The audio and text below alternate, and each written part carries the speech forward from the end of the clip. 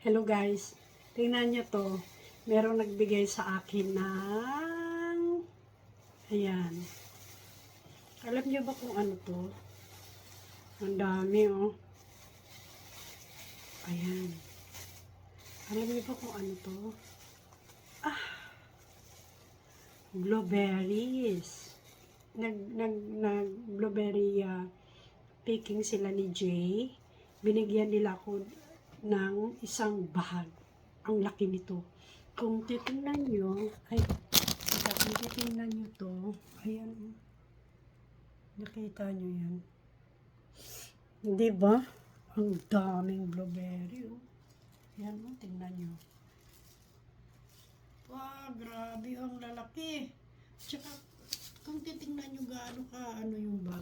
Ayan, oh, ang lalim ng bag na yan.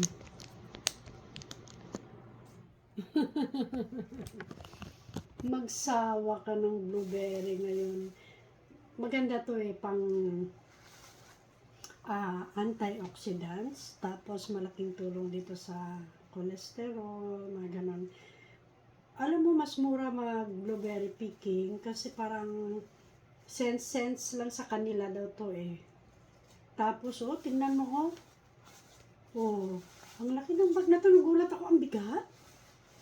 Ayan, Diyos ko, magsasawa ako talaga nito. Plano ko pa naman sana nung Sunday, bibili ako meron sila dito isang box, siguro mga $5 na, pero malaking box na.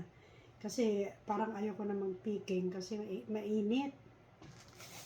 Ayan, Ay, Diyos ko po. Ayan, ang dami talaga. Thank you sa nag-sponsor.